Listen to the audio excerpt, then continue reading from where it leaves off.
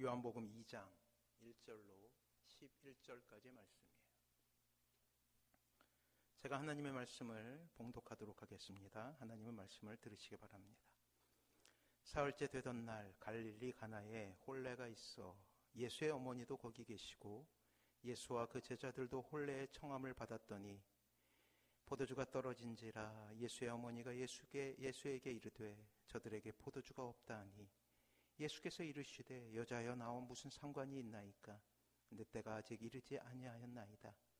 그의 어머니가 하인들에게 이르되 너희에게 무슨 말씀을 하시든지 그대로 하라 하니라.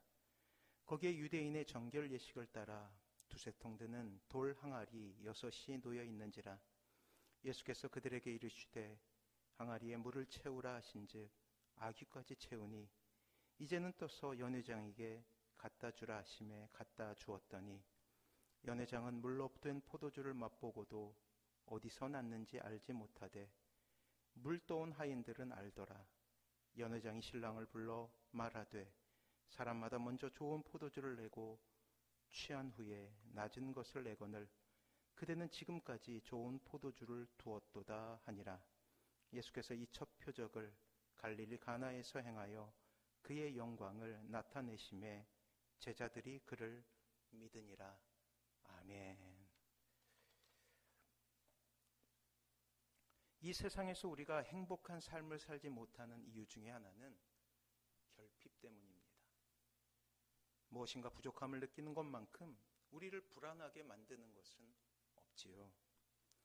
부족함은 염려를 만들고 부족함은 불안을 만들게 됩니다. 우울함은 기쁨의 결핍이죠. 짜증은 사랑의 결핍 때문입니다. 두려움은 믿음, 신뢰의 결핍입니다.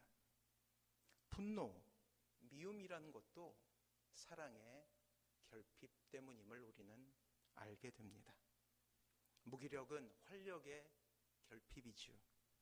문제는 우리가 결핍되어 있으며 충만하지 않는다는 것에서부터 시작되게 됩니다.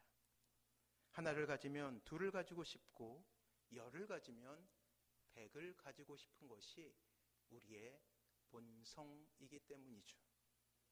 그리고 모든 불행은 이 결핍으로부터 시작되는 것입니다. 이 안에서 끊임없이 우리는 불만족 가운데 스스로 불행하다 라고 고백하며 불행 가운데로 들어가게 되는 것입니다. 어느 추운 겨울 저녁이었어요. 런던 시내의 악기점에 남루한 옷을 입고 있는 한 사람이 찾게 됩니다. 그의 손에는 낡은 바이올린 하나가 들려 있었어요. 그는 그것을 팔려고 가지고 왔습니다. 너무나 춥고 배가 고팠기 때문이었어요. 악기점 주인은 1기니, 당시로 하면 한 $5 정도의 돈이었어요. 그리고 그 바이올린을 이 1기니로 사게 됩니다. 악기점 주인은 그 사나이가 돌아가고 난 후에 악기를 다른 사람에게 팔기 위해 조심스럽게 바이올린을 닦기 시작했습니다. 그런데 바이올린 한 구석에 이런 문구가 새겨져 있는 것을 발견하게 된 거예요. 안토니오 스트라디발리, 이탈리아의 위대한 바이올린 장인이었죠.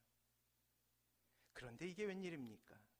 그 악기는 200년 전에 제작되었던 물건으로서 그동안 행방이 불명했던 그러한 악기였어요. 값으로 따질 수 없는 고귀한 것이었습니다.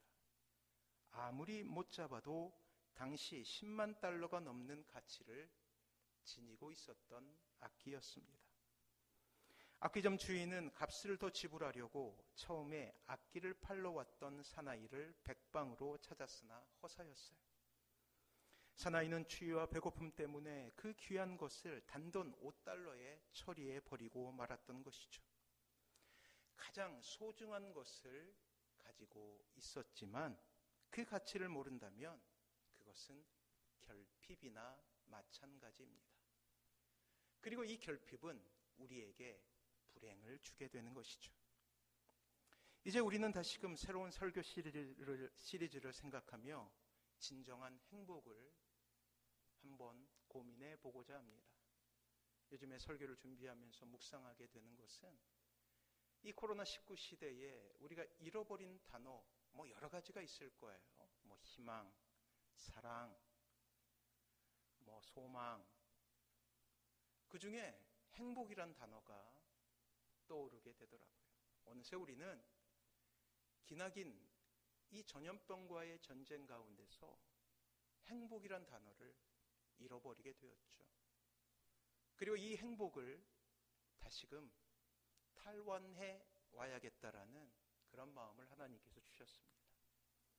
다시금 복습하는 마음으로 우리가 행복에 대해서 좀 장시간 묵상해 보려고 합니다. 그렇습니다. 참으로 그리운 이름 행복이란 단어이죠. 오늘 말씀의 배경이 되는 것은 이스라엘의 혼례 예식이었어요. 결혼식이었죠. 무려 일주일간 동네 잔치로 펼쳐지는 이스라엘의 결혼식은 그야말로 이스라엘 백성에게 있어서는 최고의 행복의 시간이라고 이야기할 수가 있습니다.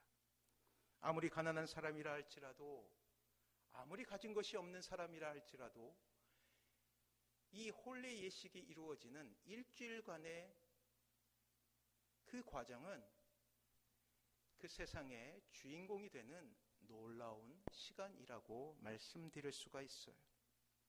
오늘 요한복음에 나오는 이 가나 혼인잔치에서의 기적은 다른 복음서에서는 나오지 않는 오로지 요한복음에만 기록된 사건이죠. 또한 시간이나 요한복음 자체의 표현으로 볼 때 예수님께서 행하신 첫 번째 기적이라고 할 수가 있어요. 그래요. 공생애를 시작하시는 주님께서 이 땅에 오셔서 처음으로 기적을 베푸셨던 그곳이 바로 가나 혼인잔치가 펼쳐지고 있는 바로 그 장소였다는 거예요. 성경에 등장하는 모든 기적의 중심에는 주님이 계셨습니다. 오늘 본문에 나오는 첫 번째 기적도 예수님을 초청하는 것에서부터 시작되죠. 만일 이 잔치에 예수님이 초대되지 않았다면 이 기적은 일어날 수 없는 거예요. 여기서 중요한 사실 하나를 얻게 됩니다. 그렇습니다. 우리의 인생의 기적, 코로나19라는 말할 수 없는 절망 가운데서 우리의 인생 가운데 소망이 생기는 첫 번째 계단은 바로 주님께서 이 공간에 함께 계시는 것을 깨닫게 되는 것에서부터 시작된다라는 거예요. 그렇습니다. 이 땅의 풍성한 삶의 비결은, 우리가 그렇게도 원하는 행복의 비결에는 주님이 계신 것이죠. 오늘 우리도 함께 갈릴리 가나에 있었던 혼인잔치에 참여해 보도록 하겠습니다. 당시 이스라엘의 혼인 풍습은 6개월에서 1년여의 정혼 기간을 거치고 나서 혼례식을 거행하게 됩니다. 이 6개월에서 1년여의 시간은 신랑에게는 신혼집을 마련하는 기간이었고, 그리고 신부에게는 신부 수업을 받는 기간이었어요. 그리고 나서 알리지 않고 갑작스레 신랑이 신부가 사는 집으로 오게 되어서 그때부터 결혼식이 일주일간 진행되는 것입니다. 결혼식이 열리면 마을의 모든 사람이 초대를 받게 되죠. 대부분의 마을 구성원들은 새롭게 출발하는 부부를 축하하기 위해서 특별한 일이 아니고는 반드시 참여해야 합니다. 요즘 코로나19로 인하여서 결혼식마저도 참으로 힘들게 되었죠. 양가를 통틀어서 49명만 참여할 수 있으니 참으로 신랑 신부에게는 힘든 기간이 아닌가 생각해 보게 됩니다. 심지어 결혼식 참석을 거부하는 것을 모독이라 여길 정도로 신령하고도 축제처럼 여겼던 것이 당시 이스라엘의 결혼 풍습이었죠. 가나는 예수님이 어린 시절을 보냈던 갈릴리 지역이었으니 아마도 예수님은 혼례를 치르고 있는 이 두 부부를 알고 있었던 것으로 여겨집니다. 오늘 열리는 혼례식은 부부가 되는 신랑 신부에게서나 또한 축하를 하는 하객에게 있어서나 사람들에게서나 삶 속에서 가장 즐겁게 지낼 수 있는 축제의 장이 되고 있는 거예요. 그런데 이 축제의 장에 한 가지 문제가 생기고 말이죠. 그것은 축제의 장을 더욱더 흥겹게 하는 잔치에 포도주가 떨어졌다는 데 있어요. 혼주인 그 집 주인에게 있어서는 너무나 큰 곤경이라 아니할 수 없습니다. 왜냐하면 포도주가 떨어졌다는 것은 이제 잔치가 끝났다라는 것과 동일하게 여겨졌기 때문이에요. 예수님께서 이 결혼식에 참석하신 것은 잔치가 시작된 지 3일째 되는 날이었습니다. 아직도 4일이나 남았죠. 그런데 거의 포도주가 떨어짐으로 말미암아서 잔치가 끊기게 된 것이에요.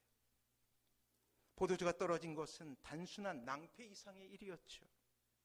아울러 혼인축제 전체를 망가뜨리는 아주 심각한 상황 속에 놓이게 된 것입니다. 사랑하는 성도 여러분, 어쩜 이 우울한 분위기는 잔치가 끝나버린 이 땅의 모습과 너무나 닮아 있지 않습니까? 코로나 블루라는 코로나가 주는 우울감이 세상을 지배하고 있어요. 언제까지 이 우울함이 끝나지 않을까라는 걱정이 우리의 마음속에 절망을 안겨다 주는 시대를 살아가고 있습니다. 즐거운 것처럼 보이고 아무 일 없는 것처럼 보이지만 행복한 것처럼 보이고 그렇게 웃고 있지만 어느새 절망은 우리의 인생 가운데 찾아와서 우리를 우울하게 만들고 있습니다. 무엇인가 모자라기에 고통하고 있는 인생들의 모습이라 할 수 있겠죠. 오늘 혼인잔치 그 시작은 너무나 행복했던 것처럼 보여집니다. 그야말로 새롭게 부부의 연을 맺는 젊은 선남 선녀에게서는 최고의 날이었던 것이죠.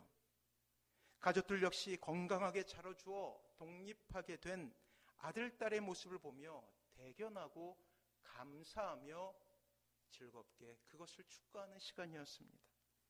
전혀 문제가 없고 즐거움만 가득 차 있는 것처럼 보입니다. 그러나 오늘 본문은 이 포도주 하나만 떨어졌을 뿐인데 어느새 잔치에는 짙은 먹구름이 끼고 있음을 우리에게 보여주고 있어요. 바로 이 땅의 인생 모두가 경험하게 되는 곤경이죠. 언제가 말씀드린 적이 있습니다. 99가지 행복의 조건이 우리의 인생 가운데 있다 할지라도 우리의 인생 가운데 한 가지 불행이 찾아오게 되면 여지없이 불행한 사람이 되고 마는 것이 우리의 모습이라고 말씀드린 적이 있어요. 일생을 평안하게 평탄하게 잘 살아온 사람이 있습니다. 자식도 잘 자라주어서 좋은 대학, 좋은 직장에 취직하고 결혼했어요. 행복하다고 여길 그쯤에 자신의 몸에 질병이 찾아오게 됩니다. 많은 감사의 조건이 있고 행복의 조건들이 있지만 그 질병 하나로 여지없이 그 가정은 불행한 가정이 되고 있음을 우리는 이 땅을 살아가면서 경험하게 되죠. 그렇습니다. 우리가 이 땅에서 누리고 있는 이 행복의 기반이 이토록 허약하다는 것을 우리의 인생 가운데 한 가지 불행의 요소만 찾아온다 할지라도 우리는 깨닫게 되는 거예요. 그렇습니다. 우리는 연약한 사람입니다. 사랑하는 여러분들에게 한번 묻고 싶습니다. 여러분들은 과연 행복한 사람입니까? 이러한 질문에 자신이 없다면 오늘 포도주가 떨어진 혼인잔치에서 일어난 일에 우리가 마음을 모아서 마치 어려운 수학 문제를 풀듯이 문제에 집중하며 주님께서 무엇을 하셨는가를 우리가 살펴볼 수 있어야 합니다. 왜냐하면 우리의 인생 자체가 포도주가 떨어진 잔치이기 때문이죠. 아무리 많은 것을 가진다 할지라도 우리는 항상 결핍을 느낄 수밖에 없습니다. 그 안에서 우리는 불행을 경험하게 되기 때문이죠. 사랑하는 성도 여러분, 원래 하나님께서 이 세상을 창조할 때 이 땅에는 결핍이 없었어요. 이 세상을 창조하시고 하나님은 이렇게 말씀하십니다. 보시기에 심히 좋았더라. 이것은 다른 말로 하면 항상 행복했더라 라는 말과 동일해요. 실제 하나님은 이 땅에 아담과 하와를 만드시며 가정이라는 가장 작은 공동체를 만드시죠. 그리고 그 모델은 천국이었어요. 그렇습니다. 이 땅의 모든 가정은 천국이라는 목표를 향하여 나아가는 곳이에요. 근본적으로 가정은 행복을 경험할 수 있는 최소이자 최고의 단위의 공동체였던 것입니다. 이스라엘 풍습 중 결혼식이 가장 성대할 수밖에 없었던 이유 역시 하나님의 꿈이 가정 속에 있었기 때문이에요. 하지만 우리가 잘 알고 있듯이 아담과 하와는 원죄를 짓고 이러한 하나님의 계획은 망가지게 됩니다. 그리고 이 죄에 가공할 만한 위력은 한순간에 가정을 삼키게 되었고, 인간의 첫 번째 살인은 그의 아들들인 가인과 아벨 사이에서 일어나 가족이 해체되는 것으로 나타나게 된 거예요. 그렇습니다. 결핍은 이 땅의 모든 사람의 운명이 되었고, 그 결핍 안에서 가장 행복해야 될 공동체는 가장 불행한 공동체가 될 수도 있게 된 거예요. 사랑하는 성도 여러분, 과연 우리는 이 결핍의 문제를 어떻게 해결할 수 있을까요? 우리의 인생 가운데 불청객처럼 찾아오는 불행을 어떻게 다루어야 다시금 하나님께서 꿈꾸시던 그 천국의 행복을 되찾아올 수 있을까요? 다시 한번 말씀드립니다. 그 답은 유일하게 하나예요. 다시금 결혼 예식이 활기차고 행복을 회복할 수 있었던 것은 그곳에 예수님이 계셨기 때문이죠. 그렇습니다. 정답은 하나, 예수님입니다. 이런 안타까운 소식을 당시 가까운 이웃이었던 예수님의 어머니 마리아가 듣게 됩니다. 포도주가 떨어졌다는 소식을 듣게 되죠. 그리고 마리아는 그 모든 소식을 아들 예수님께 전하게 됩니다. 예수님은 어머니 마리아의 도움 요청에 망설이십니다. 그 이유는 때가 차지 않았다는 거예요. 아까 말씀드렸듯이 첫 번째 기적이라고 했어요. 결국 아직은 예수님이 움직이시거나 역사하실 때가 아니라는 것 아닙니까? 그런데 마리아는 하인들에게 이렇게 귀뜸하고 있어요. 무슨 말씀을 하시든지 그대로 하라. 순종하라는 거예요.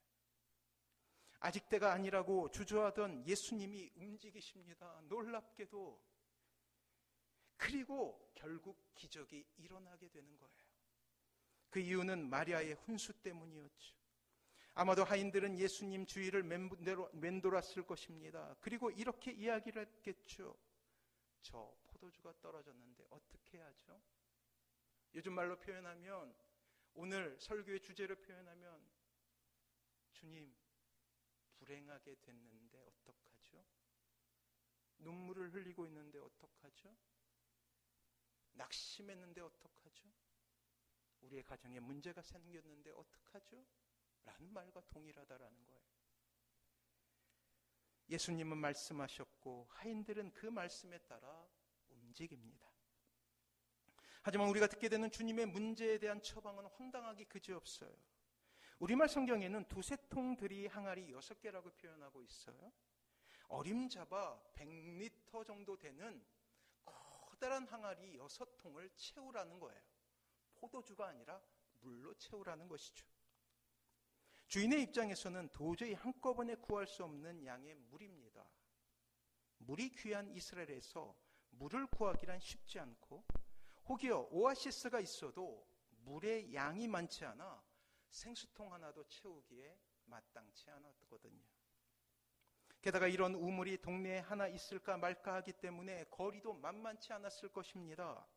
게다가 그냥 물이 포도주와 무슨 상관이 있다는 말이에요.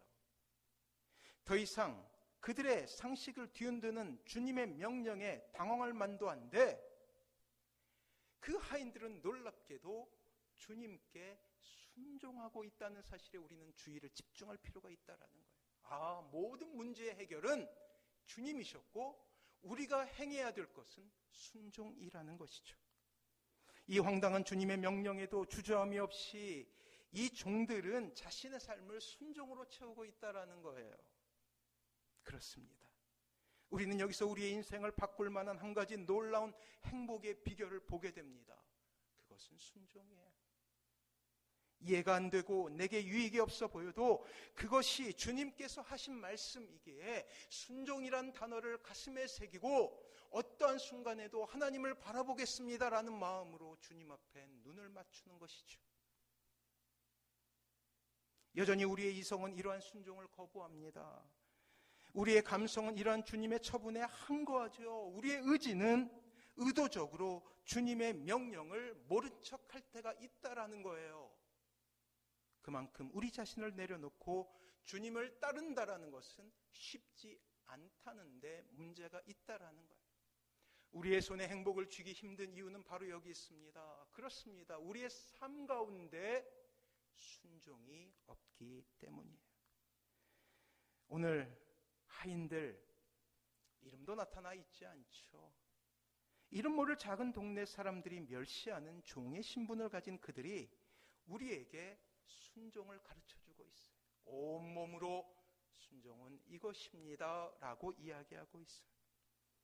그들에게 지금 필요한 것은 포도주였어요. 공경에 처한 결혼식을 다시금 축제로 만들 수 있는 단 한 가지 방법은 그곳 결혼식장에 포도주가 다시금 생기는 것이었어요. 결혼식을 망치지 않게 하겠다라는 그들의 일념은 순종이라는 구체적인 행동으로 나타나고 있습니다. 그리고 이 작은 열망은 믿음을 만들어내었고, 그리고 그들은 묵묵히 주님의 말씀에 순종합니다. 하인들은 그 길고 지루하고 힘든 일들을 항아리가 넘치도록 하고 있다라는 거예요. 우리 7절 말씀 같이 한번 읽어볼까요? 7절 같이 읽습니다. 시작. 예수께서 그들에게 이르시되 항아리에 물을 채우라 하신즉 아기까지 채우니. 우리는 여기서 하인들의 순종을 보게 됩니다. 나사렛의 한 청년에게 그들의 혼인 축제의 모든 것을 걸고 있어요. 그 하인들에게 예수님에 대한 정보가 없습니다. 예수님의 이름이 갈릴리 지역에 유명하게 되기 이전에 일어난 일이잖아요. 그냥 마리아의 조언대로 따르고 있는 것입니다. 왜 하인들이 생면부지에 주님의 말씀을 따르고 있는 건가요? 이치에 합당하지도 않고 이성적이지도 않고 유익이 없어 보이는 그 일들에 자신의 모든 것을 걸고 있는 이유가 무엇일까요? 그렇습니다. 믿음이에요. 순종 그 자체는 믿음의 영향을 받고 있는 것이죠. 아직 사역의 시기가 차지 않았지만 그때의 믿음을 보인 하인들에게 주님은 기적을 보이십니다. 사랑하는 성도 여러분, 이 절망적인 시대를 살아갈 수 있는 단 한 가지 요령이 있다면 그것은 믿음이에요. 그렇다면 왜 우리 인생에 이렇게도 기적은 희귀한 것이 되었습니까? 왜 우리의 이 척박한 삶은 여전히 어려움 가운데 있을까요? 그렇습니다. 그것은 순종이 우리의 인생 가운데 너무나 낯선 것이기 때문이에요. 우리의 원죄가 그것에 항거합니다. 세상 사람들이 비웃죠. 심지어는 가족들이 우리에게 조롱할 수도 있어요. 우리의 이웃들이, 우리의 친구들이 그것은 세상의 이치에 맞지 않아라고 우리에게 소리칠 때마다 우리는 움츠러들 때가 많다라는 거예요. 사랑하는 성도 여러분, 하지만 인생의 여러 가지 문제를 겪으며 신자가 경험하게 되는 것은 무엇입니까?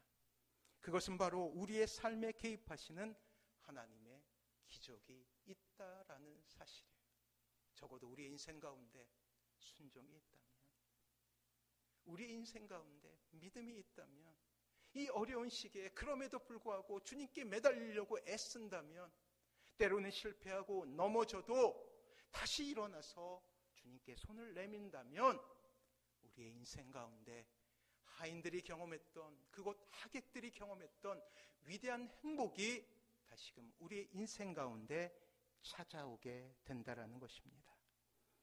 그래서 오늘 본문을 통해서 우리는 이러한 교훈을 얻게 됩니다. 예수님만이 우리의 삶의 근본적인 행복의 이유라는 사실을 말이에요. 우리의 삶의 기적을 보이실 유일한 분이라는 것입니다. 아울러 우리에게 필요한 것은 이 주님의 말씀에 순종하는 것이죠. 때로는 이해가 안 돼도, 때로는 유익이 없어 보여도, 그럼에도 불구하고 주님을 따라서 한 걸음 한 걸음 힘들지만 발을 내딛는 것입니다. 그 결과는 우리가 잘 아는 대로 이러한 칭찬으로 끝나게 되죠. 우리 10절 말씀 같이 한번 읽어볼까요? 10절 같이 읽습니다. 말하되 사람마다 먼저 좋은 포도주를 내고 취한 후에 낮은 것을 내거늘 그대는 지금까지 좋은 포도주를 두었도다 하니라. 그래요. 행복이 다시금 회복된 것이죠. 그렇습니다. 당시 연회가 있을 때 풍습은 질 좋은 포도주를 먼저 내는 것이었어요. 하객들에게 이례적인 일이라 여겨진 이 모든 일은 하인들의 믿음에서 출발한 순종의 대가였습니다. 사랑하는 성도 여러분, 하객들은 술의 맛에 놀랐지만 정작 이 일을 통해서 가장 큰 축복을 받은 것은 하인들이었어요. 주님을 경험했죠. 믿음이 생겼죠. 진정한 행복의 이유가 무엇인지 깨닫게 되었다라는 거예요. 세상이 주는 물질이나 세상이 주는 권세나 세상이 주는 그 행복의 이유가 더 이상 우리에게 소용이 없음을 깨닫고 주님께 집중할 수 있는 행복의 근원을 차지하는 놀라운 그러한 일이 하인들에게 일어났다라는 것입니다.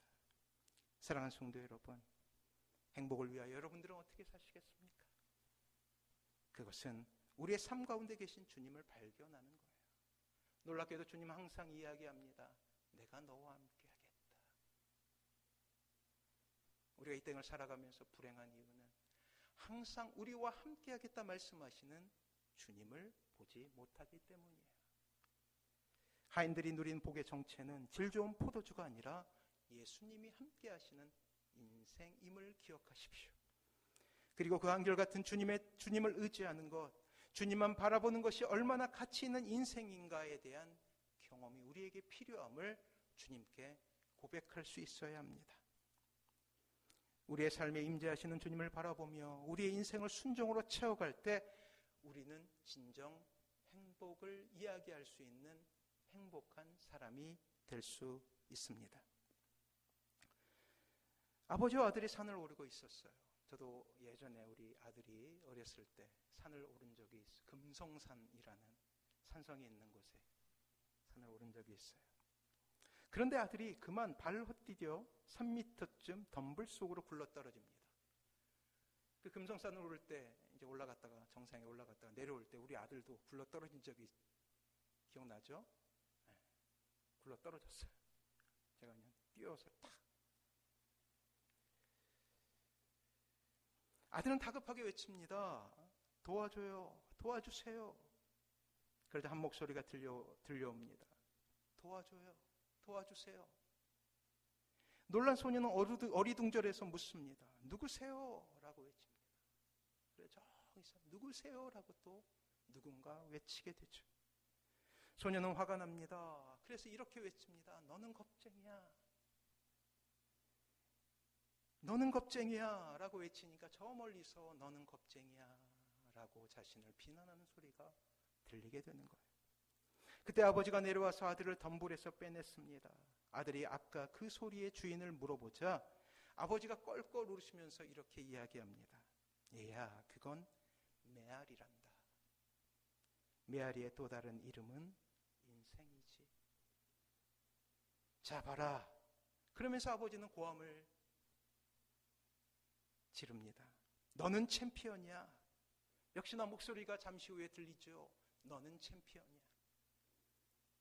아버지는 목청이 다해서 다시 한번 외치기 시작합니다. 너는 뭐든지 할 수 있어.